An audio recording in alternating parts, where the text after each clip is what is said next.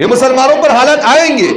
یہ حالات آنا مسلمانوں کے اس لیے ہے کہ اللہ تعالیٰ مسلمانوں کو یہ بتانا چاہ رہے کہ حالات تم پر آئیں گے، اس سے پہلے تم سمجھ جاؤ، اس سے پہلے تم مل جل کر رہو، آپس میں دراغیاں پیدا نہ کرو، آپس میں لڑائی جھگڑا نہ کرو، ایک دوسرے کی دشمنیاں نہ رکھو، آپس میں محبتوں کے ساتھ، بھائی چارگی کے ساتھ. وَاعْتَصِمُوا بِحَبْلِ اللَّهِ جَمِيعًا وَلَا تَفَرَّقُوا. اللہ کہتے ہیں کہ تم اللہ کی رسی کو مضبوطی سے تھامے رکھو، یہ بھائی بھائی بن کر رہو.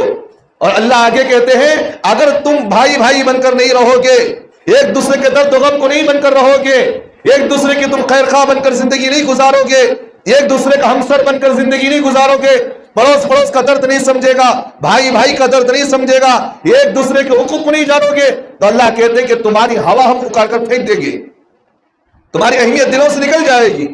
ظالم تم پر ٹوٹ کر پڑے گا اور تمہیں کہے گا کہ تم جہاں کہیں ملو ہم تمہیں ہلاک کر دیں گے. آج بتایا نہیں جا رہا ہے، آوازیں اٹھائی نہیں جا رہی ہیں، آج جو کھل کر بولا جا رہا ہے، جو ٹوپی پہنے اسے ختم کر دے، جو داڑھی چھوڑے اسے ختم کر دیا جائے. بڑا جو ہے اپنے چھوٹے کو دباتے دباتے وہ بغاوت پر ابھار دیتا انہیں اسے. اب اختلاف شروع، لڑائی جھگڑا شروع، آپس میں ایک دوسرے کی ٹیمیں بننا شروع، انہیں اسے منافق، انہیں اسے کافر، انہیں اسے دھوکہ دے رہا، انہیں اسے گالیاں دے رہا، انہیں وہ پارٹیاں. آج مسلمان قوم کے اندر جتنے مسلمانوں کے اندر پارٹیاں بنی ہوئی ہیں، جتنے مسلمانوں کے اندر آپس میں اختلاف ہے، کسی غیر مسلم کے اندر اختلاف نہیں ہے، وہ نہیں ہے اس طرح. آپ آزما کر دیکھیں، اگر کوئی مسلمان کو ستا رہا ہے، اب پڑوس میں کوئی مسلمان رہتا ہے، پڑوس میں مسلمان رہتا ہے، اب اسے ستایا جا رہا، ظلم کیا جا رہا، اپنا بھائی سمجھتے ہوئے وہ مسلمان بھائی آ کر اسے نہیں بچاتا، اسے ابھی عشق کر دیتا، مارو اسے، خوب مارو، ختم کر دو اسے. یہی باتیں ہوتی نہیں ہوتی ہمارے مسلمانوں کی.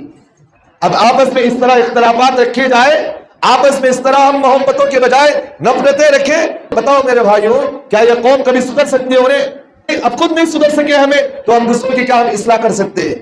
کیا امید سے ہم دنیا کے اندر رہ سکتے ہیں؟ جو قوم دنیا کے اندر لوگوں کو ہدایت کا ذریعہ بننے کے لیے آئی تھی، جس قوم کو اللہ کے رسول صلی اللہ علیہ وسلم نے فرمایا میری محنت کا سبب، میری محنت کی کوشش یہ ہے کہ میرے بعد میری امت میرے فکروں کو، میرے درد و غم کو لے کر ساری دنیا کے اندر لے کر پھرے. آج وہی قوم، وہی امت آج جو نبی کی سنتوں کو توڑنے میں، آپس میں لڑائی جھگڑا کرنے میں، آپس میں اختلافات کرنے میں، اگر ہماری قوم اس طرح کی چیزیں کرنے لگ جائے، اس سے بڑے ہمارے لیے رونے، خون کے آنسو رونے کی بات نہیں. کہ بتاؤ آج ہمارے نوجوانوں کے حالات دیکھیں، ڈرگس کے اندر، گانجے کے اندر، شراب کے اندر، کباب کے اندر ہمارے نوجوانوں کی زندگیاں زنا میں گزر رہی ہے، کوئی ان کو روکنے ٹوکنے والا نہیں. اب خوشی اس بات کی ہے کوئی برباد کرنے والا کوئی غیر نہیں ہے، اس میں ان نوجوانوں کو برباد کرنے والا کوئی غیر نہیں ہے.